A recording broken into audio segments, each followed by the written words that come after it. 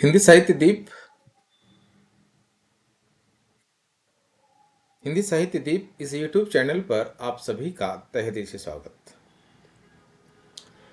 व्याकरण के अंतर्गत आज हम देखने वाले हैं उच्चारण स्थान के आधार पर व्यंजन के भेद। मैंने स्वरों को लेकर, उनके भेदों को लेकर, उच्चारण की स्थिति को लेकर, विविध ध्वनियों को लेकर मैंने कई वीडियो बनाए हैं। वो मेरे यूट्यूब चैनल पर आपको दिखाई देंगे, आप वहां पर जाकर देख सकते हैं। आज हम आए हैं व्यंजन की तरफ। वर्णमाला के अंतर्गत वर्णमाला के दो प्रकार, जिसमें स्वर और व्यंजन। व्यंजन को लेकर भी प्रश्न पूछे जा सकते हैं, स्वरों को लेकर भी प्रश्न पूछे जा सकते हैं। हिंदी साहित्य दीप इस यूट्यूब चैनल को आप सब्सक्राइब कीजिएगा। आप नए होंगे, सेटनेट एमपीएससी एग्जाम के प्रति आपके मन में कोई डाउट हो तो इस नंबर पर कॉल कीजिएगा। सेटनेट एमपीएससी एग्जाम 2025-26 के लिए हिंदी विषय के लिए विशेष मार्गदर्शन कोर्स उपलब्ध है। आपको उस कोर्स को ज्वाइन करना है तो इस नंबर पर आप मुझे कॉल करके बता सकते हैं। आपके मन में उस कोर्स के बारे में कोई डाउट हो तो पूछ सकते हैं। उच्चारण स्थान की चर्चा के क्रम में हम समझ चुके हैं कि वर्णों के उच्चारण के लिए वायु को रोक कर या उसे कई प्रकार से विकृत करके या कार्य किया जा सकता है। वायु यानी कि हवा मुख में रोक कर या उसे किसी अन्य प्रकार से विकृत करके करने की इस क्रिया को प्रयत्न कहा जाता है। याद रखिएगा, उच्चारण ठीक न हो तो भाषा का अर्थ का अनर्थ हो जाता है। शब्द सही तरीके से सामने वाले के पास न जाता हो और उसका भाव ठीक से उसे प्रतीत न होता हो, समझ में न आता हो, तो इसका अर्थ यह माना जाएगा कि भाषा अशुद्ध है। इसीलिए उच्चारण के तौर पर हम व्यंजन की स्थिति को देख रहे हैं। इन प्रयत्नों के अनुसार व्यंजन के भेदों कई आधार बनाए दिखाई देते हैं। वेदों के कई आधार दिखाई देते हैं जिन्हें निम्नलिखित रूप से देखा जा सकता है।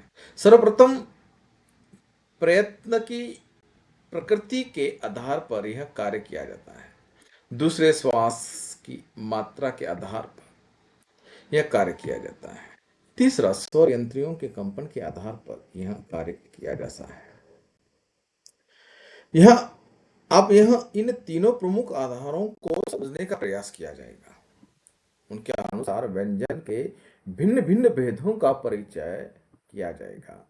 इस दृष्टि से सर्वप्रथम प्रयत्न के अवरोध की प्रकृति और उनके अनुसार व्यंजन के भेदों को समझने का प्रयास यहाँ पर किया गया है।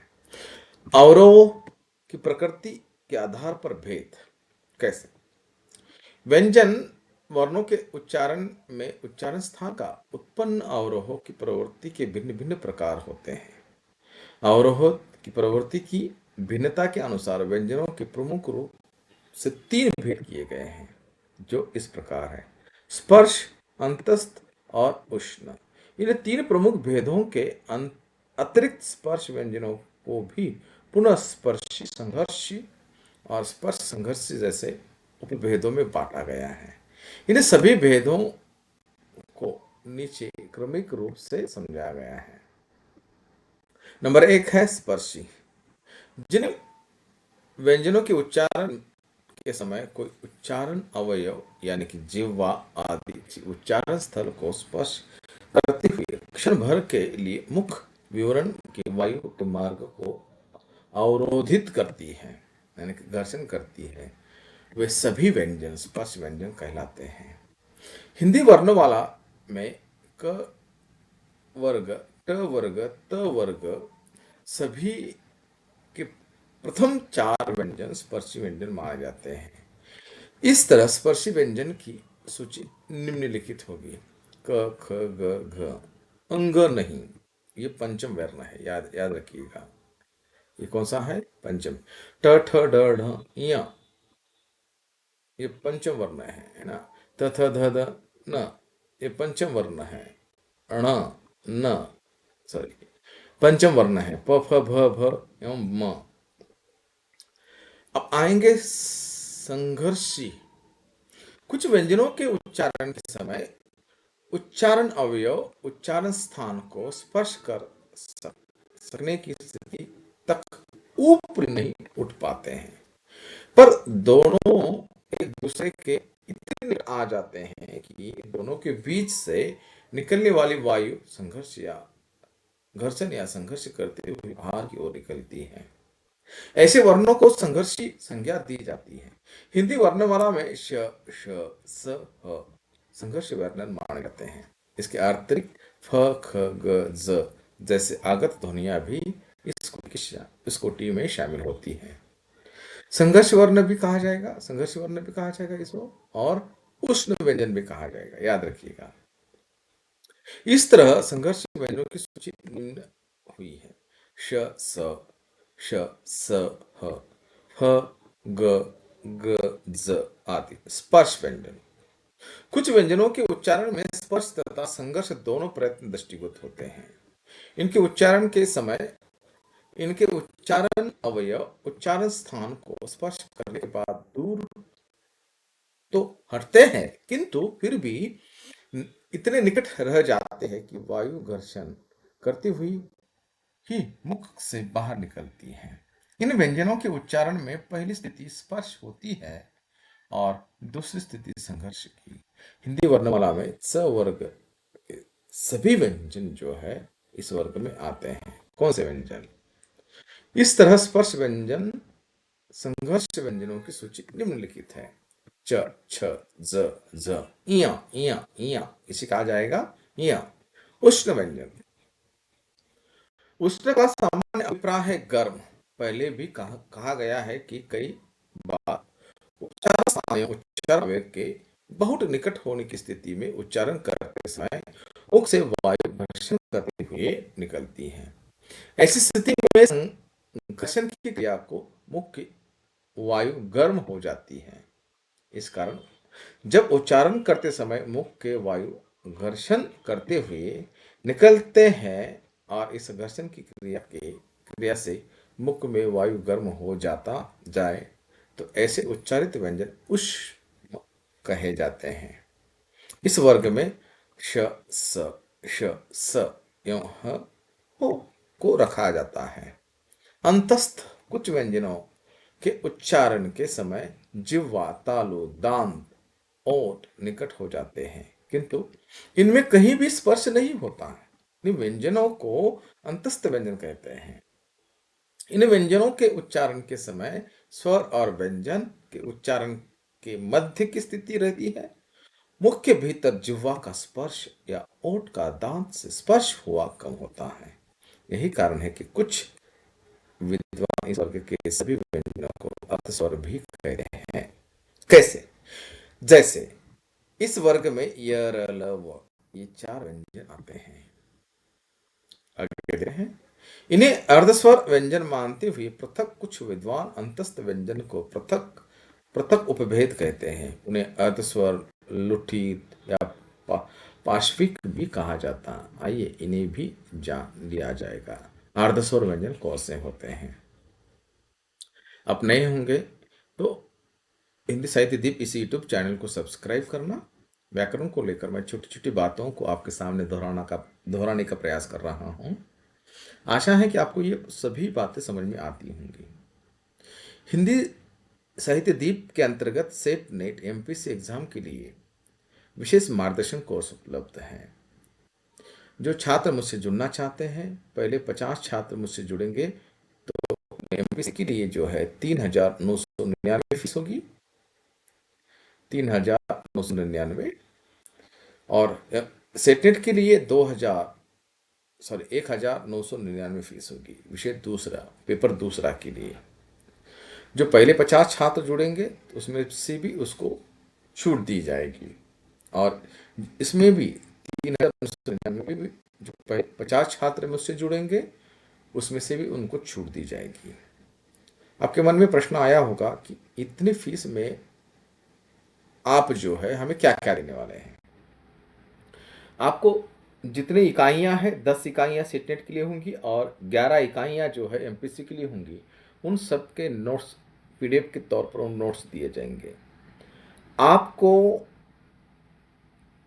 सभी लेक्चर जो है लाइव के तौर पर दिए जाएंगे, लाइव लेक्चर लिए जाएंगे। आप जहाँ पर होंगे वहाँ पर मोबाइल से सुन सकते हैं, काम करते हुए उसको आसानी से देख सकते हैं, सुन सकते हैं, है ना। साथ में रिकॉर्डेड, अब तक के रिकॉर्डेड लेक्चर जो हुए हैं उनकी लिंक आपको दी जाएगी। 10 टेस्ट सीरीज, एमपीसी के लिए 11 टेस्ट सीरीज दिए जाएंगे, जिसमें एक टेस्ट सीरीज के अंतर्गत सभी इकाइयों को मिलाकर 100 प्रश्न होंगे। इसका अर्थ है कि एमपीसी के लिए 1100 प्रश्न और सेटनेट के लिए कितने प्रश्न? 1000 प्रश्न। आशा है कि मुझे आशा करता हूं कि उस 1000 प्रश्नों में से आपको 70, 75, 80 प्रश्न तो आएंगे ही 100 में से। और 200 एमपीसी की एग्जाम की परीक्षा होगी तो 200 अंक की होगी, है ना। 100 प्रश्न होंगे तो उसमें से 70, 75 प्रश्न तो आएंगे ही, याद रखिएगा। उसको छोड़कर हम कई प्रश्नों को लेकर चर्चा कर रहे हैं। और हर सप्ताह में इतवार के दिन एक संवादात्मक चर्चा सत्र के तौर पर एक क्लास लिया जाएगा। आगे चलकर इंटरव्यू की तैयारी के तौर पर भी आपको कई बातें समझाई जाएगी। इसलिए आप नए होंगे तो इस यूट्यूब चैनल को सब्सक्राइब करना। आप मुझसे जुड़ना चाहते हैं तो इस नंबर पर कॉल करना। अर्धस्वर, अर्धस्वर के उच्चारण में जीवा स्वरों के उच्चारण की तुलना में अधिक ऊपर की ओर उठती है, किंतु इतनी ऊपर तक नहीं पहुंच पाती जो वायु मार्ग अवरोध कर सके। इस तरह स्वर और व्यंजन के बीच की स्थिति बनती है। हिंदी वर्णमाला में ये और व व्यंजनों को इसी क्रम अर्धस्वर के रूप में देखा जाता है। हो सकता है अर्धस्वर व्यंजन कौन से हैं? ये और व, जो बीच से हवा निकलती हुई बाहर निकलती हैं। उसके बाद लुठित व्यंजन, कुछ वर्षों के उच्चारण के समय कुछ वर्षों के उच्चारण के समय जिह्वा का अग्रभाग जब मुख के मध्य भाग में पहुंचकर पुनः पुनः आगे और पीछे की ओर आता है या जाता है, तब इसी भांति उच्चारित व्यंजनों को लुठित कहा जाता है। हिंदी वर्णमाला में र व्यंजन को ही लुटित व्यंजन माना गया है। पार्श्विक, जब व्यंजन वर्णों के उच्चारण के समय मुख के मध्य भाग में दो अवयव एक दूसरे के पास आकर या यूं कहे कि वह एक दूसरे से मिलकर वायु के मार्ग को इस भांति अवरुद्ध करें कि उच्चारण का हुई वायु उन उच्चारण अवयवों या दोनों पार्श्वों बगल से निकले, तब इस तरह से उच्चारित ध्वनि को पार्श्विक पार्श्विक कहा जाता है। पार्श्विक या पार्श्विक कहा जाता है। हिंदी वर्णमाला में केवल ल ही पार्श्विक या पार्श्विक व्यंजन की तौर पर माना जाता है। इन मुख्य दो भेदों के अतिरिक्त उक्षिप्त नामक एक अन्य भेद भी दृष्टिगत होता है। इसे भी हम जान लेते हैं। क्षिप्त, हिंदी व्यंजन में उच्चारण के समय यदि जिह्वा ऊपर की ओर उठकर मूर्धा स्पष्ट करे तो फिर वह झटके से नीचे की ओर आ जाए तो उच्चारित व्यंजन को उक्षिप्त व्यंजन कहते हैं। हिंदी वर्णमाला में अण और ढ इसी कोटि के व्यंजन हैं जो इन्हें उत्क्षिप्त व्यंजन कहा जाता है। अब तक हमने व्यंजन के उच्चार भेदों को समझने के क्रम से सबसे अधिक ज्ञात आधारित यानी कि उच्चारण अवयव के तौर पर प्रयत्न की प्रकृति के आधार पर व्यंजनों को भी विभक्त करने की समझने का प्रयत्न किया। इस विस्तृत अध्ययन के बाद कुछ अन्य महत्वपूर्ण और भी जिनकी चर्चा अनिवार्य है। इस दृष्टि से उपयुक्त भेदों को पृथक व्यंजन उच्चारण के भेदों को वर्गीकृत के तौर पर अन्य प्रमुख आधार माने गए हैं। पहला, प्राणत्व आधार, यानी कि सरल शब्दों में कहे तो उच्चारण के समय लगने वाले श्वास की मात्रा के आधार पर। दूसरा, उच्चारण के समय स्वर तंत्रियों में होने वाले कंपन के आधार पर। अब इन्हीं आधारों पर व्यंजनों को वर्गीकृत एवं भेदों की चर्चा की जाएगी। प्राणत्व, प्राणत्व के आधार पर प्राणत्व के आधार पर यानी क्या? प्राण से यहाँ अभिप्राय है वायु। इसका अर्थ कि ऑक्सीजन को हिंदी में क्या कहा जाएगा, आप मुझे कमेंट्स में बता सकते हैं। वायु के साथ जुड़ा हुआ और प्राण के साथ जुड़ा हुआ शब्द तैयार होगा। हिंदी में ऑक्सीजन को क्या कहा जाता है, आप मुझे कमेंट्स में बता सकते हैं। हवा, श्वास या प्राण वायु शक्ति। वर्णों के उच्चारण की क्रिया के महत्व से निकले वाली वायु की ही शक्ति या मात्रा के आधार पर ही व्यंजन का भेद किया जाता है। उन्हें ही प्राणत्व के आधार पर किया गया वर्णित वर्गीकरण कहा जाएगा। इस आधार पर कुछ व्यंजन अल्प प्राण, कुछ व्यंजन महाप्राण कहे जाते हैं। इन्हीं दोनों को निम्नलिखित रूप से समझा जा सकता है। अल्प अल्प प्राण, जिन व्यंजनों के उच्चारण में मुख से कम मात्रा में वायु निकली, यानी कि जिनके उच्चारण में श्वास बल कम रहता हो, उन व्यंजनों को अल्प प्राण कहा जाता है। हिंदी वर्णमाला में सभी व्यंजनों में पहला, तीसरा और पांचवा व्यंजन अल्प प्राण माना जाता है। इस तरह अल्प प्राण व्यंजनों की सूची इस प्रकार है: क ग अंग, च ज ञ, ट ड़ ण, त द न, प ब म। यानी कि पहला, तीसरा और पांचवा व्यंजन जो पंचम व्यंजन है, ये पहले पंचम व्यंजन है और दूसरे व्यंजन को छोड़कर ये तीसरे व्यंजन है।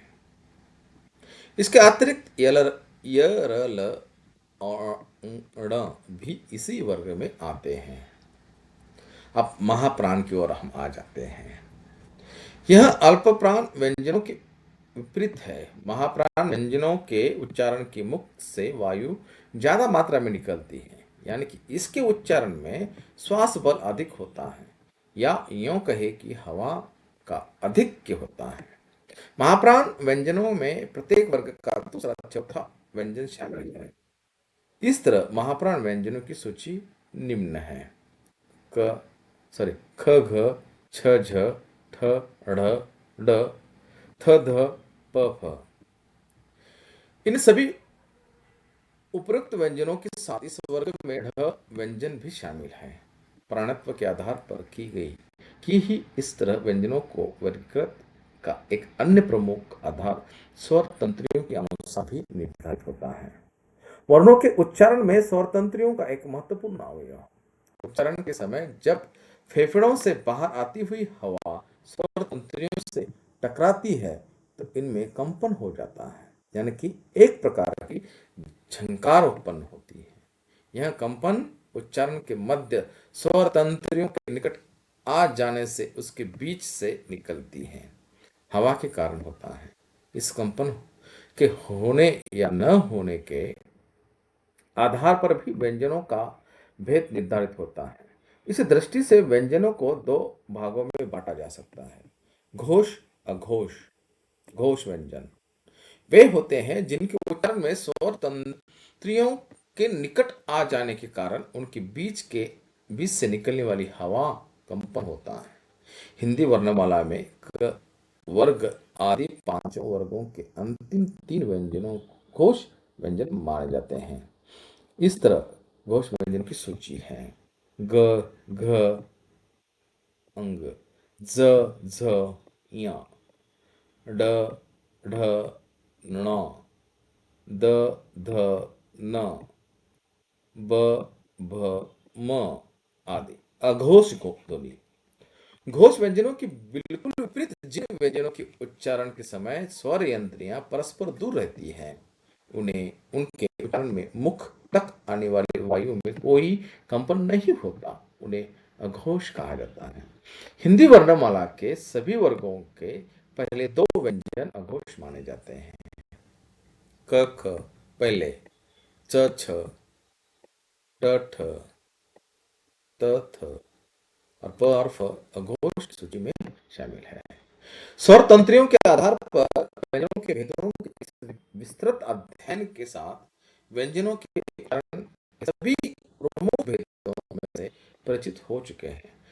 यह विस्तृत अध्ययन हिंदी भाषा वर्ण व्यवस्था और उनके मध्य व्यंजन के उच्चारण संबंधी पहलुओं पर हमारा परिचय मुख्य रूप से यह प्रयत्न के आधार पर उच्चारण में लगने वाले समय आधार, स्वर तंत्रियों के कंपन आधार किए जाने वाले भेद व्यंजन विस्तृत समझ में निकले अनिवार्य है। आशा है कि आप ये सभी व्यंजन सघोष आघोष ध्वनि ध्वनियों के अलग अलग प्रकार है ना, घात बलाघात के तौर पर सब कुछ समझ में आया होगा, आशा करता हूँ। इस पर आधारित कुछ प्रश्न देखिएगा। आप कोई कोर्स लेना चाहते हैं तो सोचिए मत, इतने कम पैसों में आपको सब कुछ मिलेगा, नौकरी मिल रही है। आप सिर्फ ये ज्ञान जो है सीमित नहीं है, आप छात्रों को भी पढ़ाओगे, कहीं साक्षात्कार के लिए इंटरव्यू के लिए जाओगे वहाँ पर भी काम आएगा। आप पीएचडी के लिए किसी एग्ज़ाम के लिए तैयारी कर रहे हो, पेट एग्ज़ाम के लिए हो या और कोई, उसके लिए भी काम आएगा। कहीं इंटरव्यू के लिए जा रहे उसके लिए भी काम आएगा। कहीं एमपीएससी की सेट नेट की एग्ज़ाम दे रहे उसके लिए भी काम आएगा। ज्ञान बढ़ने से सॉरी बांटने से बढ़ता है, घटता नहीं। और करत करत अभ्यास जड़मती सुजान होती है। जितना आप पढ़ोगे, जितना आप छात्र की दृष्टि से देखोगे, उतना बेहतर होगा। इसीलिए मैं आशा करता हूँ कि आप मुझसे जुड़ोगे। निम्नलिखित में से कौन सा वर्ग संघर्षी व्यंजनों का सही समूह है? घर्षण संघर्षी। विकल्प क्रमांक 1, उसे स्पर्श व्यंजन भी कहा जाता है, श श स ह। संघर्ष व्यंजनों वे होते हैं जिनके उच्चारण अवयव जिह्वा ओष्ठ आदि इतने निकट आते हैं कि वायु घर्षण करती है, निकलती है, पर स्पर्श नहीं होता। पाठ के अनुसार हिंदी में श स स ह व संघर्ष के साथ आगत ध्वनियां हैं जो फ ज ग झ ज भी शामिल होती है। श स स ह दिए गए संघर्षों की मान्य सूची में मेल खाते हैं। निम्नलिखित समूहों में से किसमें असंगत व्यंजन है? किसमें असंगत व्यंजन, संगत व्यंजन नहीं, असंगत व्यंजन। ऑप्शन क्रमांक 4, प फ म ये असंगत व्यंजन है। यह प्रश्न अल्प प्राण वायु के वर्गीकरण पर आधारित है। अल्प प्राण व्यंजन प्रत्येक वर्ग के पहले, तीसरे और पांचवें होते हैं। विकल्प ए प्रथम, विकल्प ग तृतीय, विकल्प अण पंचम सभी अल्प प्राण हैं। अवरोह अवरोध की प्रकृति के आधार पर व्यंजनों के प्रमुख भेदों का सही क्रम कौन सा है? अवरोध के तौर पर याद रखिएगा। विकल्प 2 स्पर्श अंतस्थ और उष्ण। कैसे? स्पष्ट रूप से कहा गया है कि अवरोह की प्रकृति के आधार पर व्यंजनों के 3 मुख्य भेद हैं, स्पर्श अंतस्थ और उष्ण। स्पर्श के उपभेद स्पर्श संघर्षी है, लेकिन ये मुख्य भेद नहीं। विकल्प ए स्पर्श के उपभेद है, मुख्य भेद नहीं। विकल्प 3 और 4 अन्य आधारों पर प्राणत्व और स्वतंत्रियों से संबंधित है। ण और ढ वो उक्षिप्त व्यंजन है। तर्क, इसके उच्चारण में जिह्वा मूर्धों को स्पर्श करके झटके से नीचे आती है। ए और आर दोनों सही है, ए और आर की सही व्याख्या करता है। विकल्प क्रमांक 1 सही है। उक्षिप्त व्यंजन ण और ढ के उच्चारण में जिह्वा मूर्धा को स्पर्श करके झटके से नीचे आती है। स्थापना ए सही है क्योंकि ण और ढ उक्षिप्त व्यंजन है। तर्क, उक्षिप्त की परिभाषा बता रहे हैं कि जो ए सही है वह व्याख्या करता है। प्रश्न 5वां, स्तंभ ए व्यंजन प्रकार, स्तंभ बी उदाहरण। अब ऐसे प्रश्न 100% में से 100% आ सकते हैं। ऑप्शन क्रमांक 1 सही है। ए का होगा 2, ए का होगा 2। पार्श्विक व्यंजन ल है और लुठित व्यंजन र है। ये 2 व्यंजन तो हमने 100% अभी भी देखे हैं। सी और डी जो है ना, अर्धस्वर व्यंजन जो है यहाँ यह है, और उक्षिप्त व्यंजन ड़ ड़ है। पार्श्विक व्यंजन ल जिह्वा की बगल से वायु निकलती है। लुठित व्यंजन र जीवा का अग्रभाग मुख से लुढ़कता है। अर्धस्वर व्यंजन य और व स्वर और व्यंजन के बीच की स्थिति है। उपक्षिप्त ढ और ढ जिह्वा झटकते से नीचे आती है। अंततः सही सम्मिलन ए है। आशा है इसके 5 प्रश्न में से आपको 1 या 2 प्रश्न आपकी परीक्षा में आ सकते हैं। आशा करता हूँ आपको ये वीडियो समझ में आया होगा। व्याकरण का व्यंजन के तौर पर ही दूसरा वीडियो आपके सामने जल्दी ले आऊँगा। तब तक के लिए बहुत बहुत आभार। वीडियो कैसा लगा आप मुझे कमेंट्स में बता सकते हैं। बहुत बहुत आभार।